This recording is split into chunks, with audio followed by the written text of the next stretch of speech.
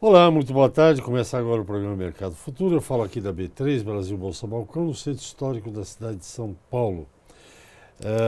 Lembro vocês que o programa você pode ver, como sempre viu, pela Parabólica, pela Claro TV, NET TV, que são TVs a cabo.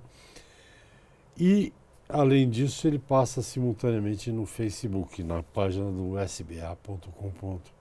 sba.com.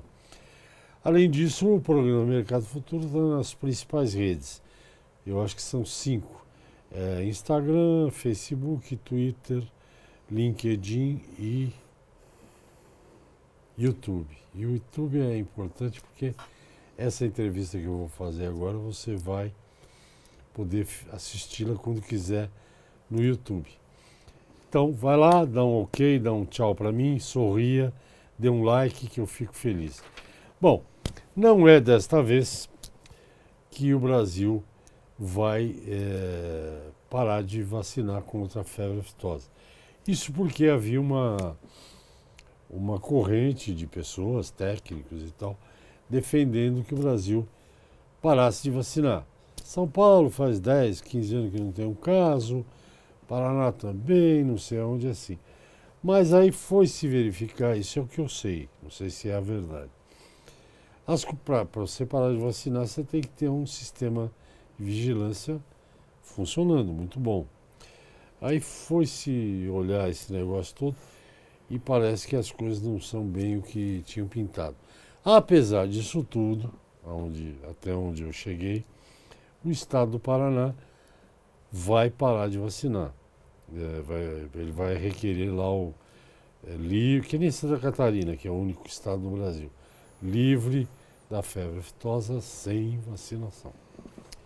Bem, hoje eu estou aqui com o lado de quem produz vacina para acabar com a febre aftosa. E eu quero ouvir a opinião dele sobre esse assunto e outros.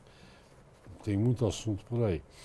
Trata-se do presidente do sindicato, o nome é grande, Nacional da Indústria de Produtos para a Saúde Animal, SINDA.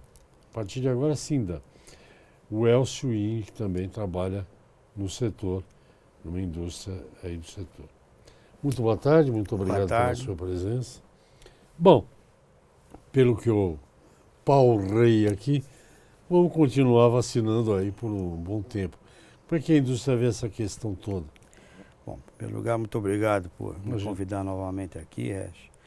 A indústria vê com bons olhos a retirada da vacinação, mas também vê com muito bons olhos o fato de que essa retirada está sendo postergada em alguns estados.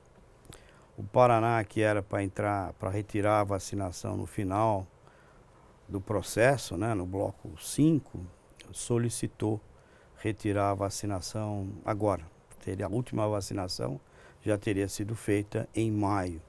E agora, em setembro, o governo vai dar a decisão se sim vai permitir ao Paraná retirar a vacinação ou se não. Realmente o Paraná é o estado em que está mais avançado todo o processo dos novos instrumentos, na realidade, para substituir a vacinação. Quando a gente fala em vacinar, a vacina contra a febre aftosa é um instrumento que o pecuarista tem para fazer com que o seu rebanho fique livre de febre aftosa. Quando você retira esse instrumento, você tem que colocar outros instrumentos. E quais são os outros instrumentos? Uma vigilância sanitária muito boa, contratação de veterinários, um cuidado redobrado com as fronteiras externas e internas. Então, é uma série de instrumentos que requerem investimento e que precisa ser feito esse trabalho. O governo está fazendo uma avaliação rigorosa disso, o governo teve em todos os blocos, né? E a gente acompanhou também, o Cidem acompanhou também. Na realidade, o que foi mostrado fez com que a vacinação que ia ser retirada agora esse ano de Rondônia e Acre ficasse para o ano que vem, ainda vai ser feita uma nova avaliação. Outros blocos talvez tenham um delay, talvez tenham um atraso. E talvez entre o Paraná agora como a última vacinação em maio. Por quê? Porque está bem mais adiantado que os outros estados esse processo de substituição de instrumentos. O Paraná avançou bastante nesse quesito. Na verdade, eu sempre fico em dúvida com duas coisas. Eu acho que eu já comentei com você fora do ar aqui. A primeira que é o que os estados do sul se queixam, com razão, é que eles ficam impedidos de exportar para grandes mercados carne suína. Quer dizer, não é o pato que paga a conta, é o suíno que paga a conta do bovino. Mas o que não dá para fazer, não dá para fazer, né? O impossível não dá para fazer. E a segunda coisa que eu insisto sempre, você já me explicou, acho que da última vez, é a questão de por que a indústria se posicionou durante algum tempo aí contrária a parar de vacinar. Seria uma coisa de faturamento que, na verdade, parece que isso é 5%. É um valor grande, mas não vai quebrar nenhuma indústria parar de fazer, de vender vacina. Eu queria tocar um outro assunto que eu não combinei com você, que eu acho interessante. Hoje a vacina que vocês produzem, ela foi completamente inovada, né? E é um produto assim, no estado da arte, é o que se usa no mundo, é isso mesmo? É isso mesmo, exatamente. A vacina era de 5 ml, com saponina. Hoje ela é uma vacina de 2 ml sem saponina. Ela tinha o vírus C. Agora ela tem só o vírus A e O, o vírus C. Não acontece nenhum caso há muitos anos, realmente muitos anos. Então isso fez com que essa vacina fosse muito menos reativa. Essa vacina provoca uma reação mínima no animal e não há grandes perdas na indústria frigorífica quando a vacina era mal aplicada. A vacina por si só, ela não provoca esses edemas que apareceram em vários lugares, essas várias fotos aí. Ela quando bem aplicada, não dá isso aí. Mas a de 2 ml facilita a aplicação. Ela dá uma reação muito menor, porque o óleo é um reagente natural e você usando menos óleo, você produz menos reação. O mais importante para frisar é que essa vacina é igualmente eficaz para você controlar a febre aftosa. Quer dizer, a vacina que nós estamos usando agora, ela não é uma vacina inferior. Ela é superior do ponto de vista de reação e igualmente eficaz do ponto de vista de imunogenicidade. Eu só queria que você me explicasse, eu sempre tenho muitas dúvidas, né? Essa história de que o país tem que ter, independente de vacina ou não vacina, tem que ter. É uma espécie de banco de dados, né? Isso aí cabe a quem ter? A indústria, o governo, ter lá cepas, sei lá. Isso é uma grande discussão. Isso é uma grande discussão. Quando a indústria, você disse numa parte da sua fala que a indústria no começo era contra tal. Na realidade, a indústria é a favor, porque a gente acha que isso só vai ajudar a retirada da vacinação. Porém, a gente quer fazer isso com o menor risco possível. O menor risco possível. Risco sempre vai ter. Você está vacinando, você tira a vacinação. Né? Num país com pouco investimento nessa área como é o Brasil, tem muito pouco investimento. Então a indústria gostaria de fazer isso com o menor risco possível. Diante disso, um banco de antígenos, né, ou de cepas, seria fantástico ter. Agora, não há uma regulamentação sobre esse banco. Quem vai cuidar do banco? Quem vai suprir o antígeno do banco? A vacina vai ficar pronta, fabricada, para se houver um surto, né?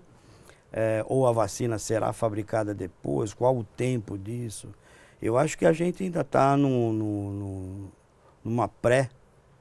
fase de estudos, eu poderia dizer assim, um estágio anterior a isso. Então, como vai funcionar esse banco, eu acredito que ninguém sabe. E se sabe, não contou. Não contou para ninguém. Não contou para ninguém. Tá certo, vamos a um pequeno intervalo. Eu converso com o presidente do Sindan, Elcio Yin, falando sobre essa questão. A aftosa sempre é assunto, né? Não falta pano para manga. Vamos ao intervalo, a gente volta já já. Estamos de volta ao programa Mercado Futuro. Eu converso com o presidente do Sindan, que congrega as indústrias que produzem remédios para os animais, e é o Elcio Yin. e ele estava falando sobre toda essa questão da aftosa.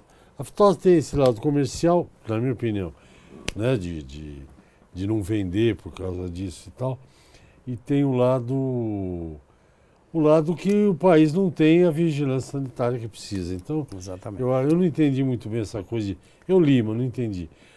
Bloco 1, bloco 2, bloco 3, tem bloco para todo lado. Isso. Mudou toda a estrutura foi adiado para 2 anos, 2022.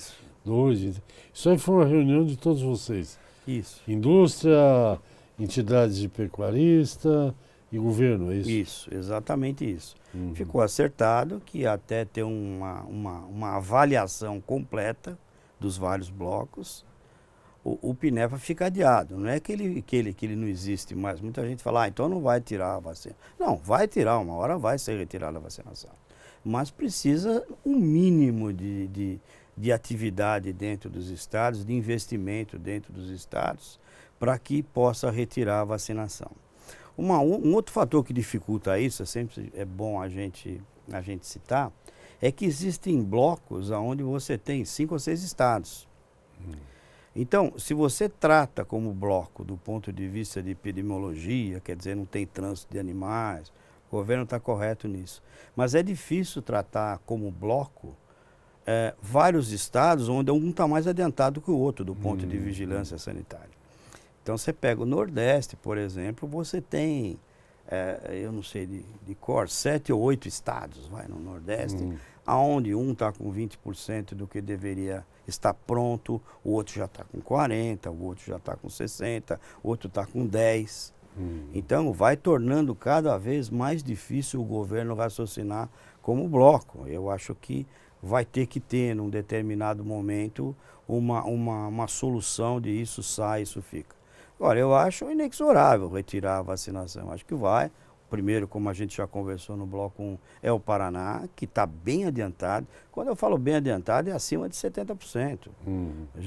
As coisas já estão andando. Quer dizer, tem veterinário, tem uma vigilância boa. Isso. O Paraná está numa área de alto risco. Alto risco, exatamente. O que a indústria não quer, você falou do faturamento, lógico, a gente vive de faturamento, mas o que a indústria não quer é que a gente corra um risco desnecessário e que isso funcione como um setback, quer dizer, a gente é livre se acontece algum problema, a gente não é livre sem, a gente pode ficar não livre de febre aftosa. Não livre nem com, nem sem. Nem sem. Nada. Isso ia atrapalhar os suínos, os bovinos e todos nós da indústria, né? Agora, de uma maneira geral, a indústria, você me deu uma dica antes do programa. Vamos deixar um pouco a aftosa, acho que já está mais ou menos explorada essa questão. A indústria de produção de remédios aí para a saúde animal, ela continua, vem numa ascendente, né? Se você pegar, independente da aftosa, quer dizer. Isso. Vocês estão vendendo para remédios aí para... Isso, estamos vendendo vacina, terapêutica. Até porque, por exemplo, eu adoro quando tem acordo Brasil-União Europeia, né, Mercosul-União Europeia, porque o meu raciocínio é o seguinte, se para exportar para lá você tem que melhorar a qualidade aqui, para a gente é ótimo, porque ninguém vai produzir bem para ir para a Europa e ruim para eu comer, entendeu? Exatamente. Sempre acho que tem esse efeito colateral, né? A gente, como consumidor, tem essa vantagem. Então, interromper. Não. A indústria de saúde animal está indo muito bem, fez um ano excepcional em 2018. Eu falo muito bem excepcional pelas condições brasileiras. Quase nenhum mercado cresceu aqui, se você for olhar o ano passado. Um crescimento pífio do mercado como um todo e dos vários segmentos. O setor de saúde animal cresceu 10%. Em números redondos, 9,80 e pouco. Sim. O setor que mais cresceu foi o de animais de companhia, Pet. que cresce que cresce acima de 20%. Mas aí você tem os de livestock, como os suínos, aves e bovinos, crescendo bastante também, 8%, 9%. Isso mostra a força da indústria e, mais do que isso, mostra a tendência de tratar os animais. Porque isso que você falou, para atender o mercado europeu, você tem que cuidar direito da sanidade dos animais e a gente providencia essa sanidade. Então, isso nos deixa contente de ver essa indústria crescendo desse jeito. Não, até na área, por exemplo, de frutas, né? O Brasil quer exportar, quais são as barreiras? Sanitárias. Sem dúvida. Mosca branca, mosca da fruta. Então, o país produz, é bom produtor. Agora, enquanto não tiver um acordo, sei lá como é que faz isso, mas tem que ter acordo sanitário e o Brasil tem que cumprir a sua parte. Para esse ano, nós já estamos no meio, já passamos, né? A indústria está esperando um novo crescimento? Está esperando. A indústria tem uma tendência de crescimento. Para ter uma ideia, o nosso crescimento compound, o crescimento ano a ano, nos últimos 6 anos, é de quase 9% ao ano. Né? Um pouco mais, um pouco menos. 2019 tende a ser um ano muito bom, porque a grande verdade é que vários mercados estão abrindo para a gente, né? A China agora, pela primeira vez, está tentando aprovar plantas usando métodos eletrônicos, né, ao invés de mandar uma missão para cá. Uhum. Então, isso para nós é fantástico, porque mostra um certo crédito, né, que o país tem, né? Isso é muito bom. Para vir uma missão da China para cá aprovar uma planta, é algo assim, é algo difícil, né? Tem que vir para cá, tem a barreira do idioma, tem um monte de coisa. Eu vou te contar uma história. Por favor. Tinha um executivo aqui no setor de laranja, suco. A gente estava conversando com ele e falou assim, eu estou mudou para a Áustria. Foi, mas o que você vai pôr lá na Áustria? Eu falei, não, é o seguinte, é necessidade de trabalho. Mas como assim? Não, quando eu tenho que ir para a China, para a Ásia de uma maneira geral, mas falando da China, para ter uma reunião lá, eu levo praticamente 2 dias para chegar, na segunda e terça. Que vá domingo, segunda vai chegar na terça. A reunião é na quarta, quinta e sexta para voltar. Então, para ter uma reunião, eu perco uma semana. Não, é verdade. É melhor fazer um escritório ali perto, né? É verdade. Ou virtual. Ou virtual. E você imagina... Esse negócio, você está por dentro? Eu li isso aí. O que é? Vai botar um Skype ali? Eles olham? Não é Skype, scanners, vai fazer um negócio bem sofisticado. Você imagina, por exemplo, quando vem uma missão para cá para certificar 20 plantas para exportação. As plantas não são no mesmo lugar, às vezes não são no mesmo estado. Em 10 estados. Esse pessoal fica solto por aí, indo para cá, para lá, ouvindo várias pessoas, vários sotaques diferentes. Não é brincadeira, é um negócio que... E isso atrapalha muito. E isso é uma oportunidade, num momento como esse, em que eles estão precisando mais do que nunca de proteína, e nós somos o grande produtor mundial de proteína animal. Eu acho que num momento como esse, facilita a nossa vida. E eles terem aceitado também significa que estão precisando. Agora, nós não podemos, como dizem, vou falar um português claríssimo, né? Não podemos pisar na bola, nós temos que fazer direito, né? É o grande momento nosso, né? Nós vamos para outro intervalo. O que o Elcio está dizendo aqui, o Elcio explica as coisas direito, muito claro. Me lembra daquela história da minha professora de português do primário. Quer dizer, cuidado. Não, imagina o chinês conversando com, sei lá quem aqui, num frigorífico, o que seja. O professor dizia, cuidado, acentos, sinais na língua portuguesa são muito importantes. E a gente dizia, por quê? Não, porque o imperador disse, tragam o Altair aqui, nem que seja à força, mas esqueceram de pôr a cedilha. Botaram a corda no pescoço do Altair. E de força. Virou forca. Eles entendem mal uma coisa no frigorífico, pronto, já deu um rolo. Mas nós vamos ao intervalo e eu volto para o último bloco aqui com o Elcio In. Ok, estou de volta. O programa hoje está falando da área de saúde animal, né, que é um das grandes entraves para a exportação, né, porque aqui dentro do Brasil a gente acredita no sistema de fiscalização aí que existe, né? Mas no exterior você tem que provar isso para os chineses, para os europeus, para os americanos, enfim. Quanto tempo está essa novela de exportar carne in natura de boi para os Estados Unidos? Teve audiência pública, já acabou, já aprovou, mas até agora. E ó, não é carne, não é bife, hein? É hambúrguer. É complicado mesmo isso. É bem complicado. Todo lugar é assim. Na Europa, por exemplo, eu não sei, isso é puro desconhecimento mesmo. Os 27 países europeus, eles trocam tudo, produtos. Eles também têm um padrão lá, digamos, um códex, né, alimentar, será que eu posso falar isso? Entre eles, porque eles devem comprar suíno da Polônia, a França. Eles têm também esse rigor todo entre eles? Eles têm esse rigor, mas eles têm uma vantagem de ter uma lei igual para todos eles, que é a lei da Comunidade Europeia. Quer dizer, tem que seguir aquilo. Lá. Cumpriu aquilo, tá ok.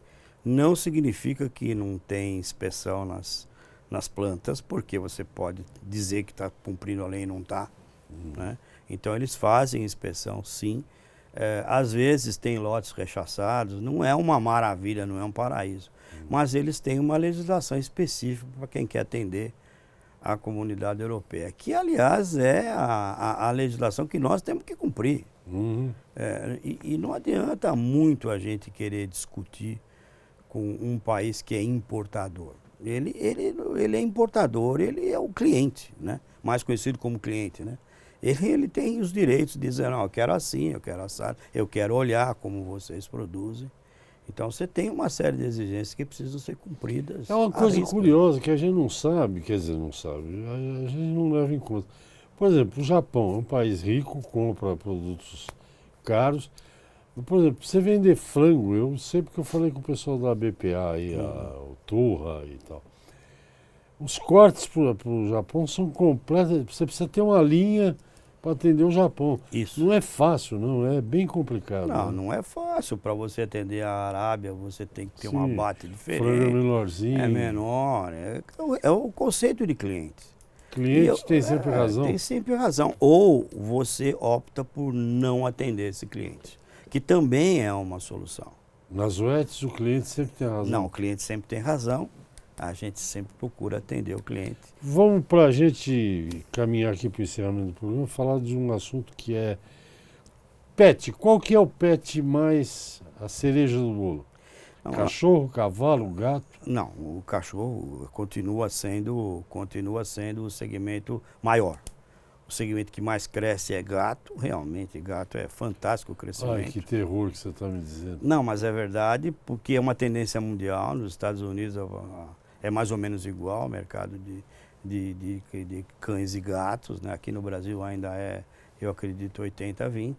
Mas o grande fenômeno de animais de companhia, pets, é que está crescendo nas três vertentes. O que são as três vertentes? A quantidade de animais cresceu barbaramente, a quantidade de animais medicalizados também cresceu, e o ticket médio que você gasta quando leva no pet shop ou no veterinário também cresceu. Então é um tripé irresistível que faz com que a categoria cresça a mais de 20% ao ano, anos seguidos, e esse ano vai ser igual. No pet shop ele usa produto veterinário? Claro. O quê? Shampoo? Primeiro, quando fala pet shop, ele usa shampoo, ele usa antipulgas, seja ele oral ou, né, os Poton, e vários outros produtos, né? Vermífugo são vendidos no tudo pet shop. E existe muito pet shop com médico veterinário. É clínica com pet shop. Aí nessa figura mais completa, onde você tem o veterinário e o pet shop, você já leva e já vacina o seu animal. Aí você vacina o seu animal com o médico veterinário está autorizado, ele escolhe a vacina e deixa o animal protegido contra mais de 10 doenças. Minha mulher é médica veterinária. Ter cachorro em casa é uma encrenca, porque tem livrinho de vacina. É isso aí. Como se fosse uma criança. Exatamente. Tem um livrinho de vacinação, a caderneta. Agora, o que se vende mais? Eu sempre tenho a impressão leiga. Eu tenho a impressão que cachorro, gato e tal, mas é aquela coisa fufu, que eu acho meio ridículo, mas não posso falar isso aqui. Eu vejo cachorro saindo de lacinho na cabeça, honestamente eu acho isso... O mundo está diferente, mas está tudo bem. Mas o que vende mais? Produto de beleza, as vacinas, pelo menos pelo que eu aprendi com a minha médica veterinária, tem que dar e direitinho, Tem que marcar, dar. não tem. O maior segmento Não é conversa, né? o maior segmento é vacina, porque não adianta Não. o lacinho se o animal não estiver protegido. Então o maior segmento é vacina. O segundo maior crescimento é antipulgas. A pulga é um país tropical como o nosso, se você não der uma antipulga para o seu cachorro, seu gato, você vai ter problema. O antipulga já é um produto que protege contra carrapato também. Também, Um né? produto mais completo. E aí você tem o segmento dermatológico, que é extremamente importante para evitar aquela coceirinha no animal. Não, porque os cachorros. Cada cachorro tem um tipo de doença. O Exatamente, orelhudo é. tem problema, infecção no orelha. Exatamente Não, perdão, sei isso. que é do... Mas o segmento, que não é o segmento que está afiliado ao Sindan, que é o segmento de nutrição, esse cresce de uma forma aceleradíssima. O mercado de nutrição para cães e gatos, ele é mais que 15 vezes maior do que o mercado de sanidade. Vide uma rede que tem aí, que aliás eu vou fazer uma reportagem lá, que tem um rapaz lá da área de cuidar das minhas redes sociais que trabalhou nessa empresa. É a loja que para mim é um parque de diversões, quase como uma livraria. Livraria, para mim, livro de papel também é um parque de diversões. É a Cobase, né? Não tem problema nenhum falar o nome, mas a Cobase é uma loja encantadora, você já deve ter entrado em Claro. alguma. E lá, em termos de comida, brinquedinho, caminho, é uma festa. Eu vou lá comprar lenha, porque quando esfria muito, para botar fogo dentro de casa. Mas esse setor de alimentos, vocês não mexem, né? Vocês só mexem Não, com... não, Sindan não. E produto de beleza, sim. Também não. Dificilmente. outra- Quando é, por exemplo, um shampoo que é medicamentoso, Contra caspa, exatamente, sei lá, aí é contra sarna, e aí a isso. empresa é afiliada ao Sindan. Mas na parte de cosmético, não, a gente... E o mercado de vocês cresce 10%, 20% ao ano. cresce mais de 20% ao ano. É um mercado fantástico, né? E tendência todas a as aumentar. empresas estão no pet. A maioria, eu diria, né? Não todas, mas Não, a porque a maioria. que você trabalha é uma das maiores do mundo, É a maior do líder, mundo, é. não sei. É líder Deve estar em mundial. todos os setores, É. sei lá. A Zoet, sim, opera em todos os setores e várias outras grandes empresas, como Merck, como Bayer, como Boehringer, atuam em todos os segmentos, Elanco. Mas existem empresas que já têm setores mais específicos na área de produção. Uma é muito forte em bovinos, outras em suínos e aves. Olha, a conversa foi ótima, nosso tempo está acabando, mas eu tenho problemas, eu não... Digamos que eu não adoro gato, não é problema nenhum, é só... E cachorro também eu gosto. Agora, os pequenininhos, Elcio, que não latem, choram, é insuportável. Você me deu essa notícia, agora eu fiquei triste, cara, que vai crescer... Muito. Ah, meu Muito, Deus. muito, Vou muito, ter muito, que mudar para a Suíça. A Suíça tem muito cachorro? Eu acho que você vai mudar para um país que tem mais cachorro que aqui por Não, habitante. mas Paris tem cachorro, mas não fica latindo de madrugada. Não, É que brasileiro, tudo que é no Brasil é que eles latem em francês, eu acho que você... Oui, oui, oui. Elcio, muito obrigado. Eu que te agradeço a pelas oportunidade. informações. Belíssimo programa, Muito obrigado. esclarecedor e tal. E eu acho que, de vez em quando, a gente precisa conversar sobre isso Sem mesmo. dúvida. sem Obrigado. dúvida. Muito obrigado pelo convite.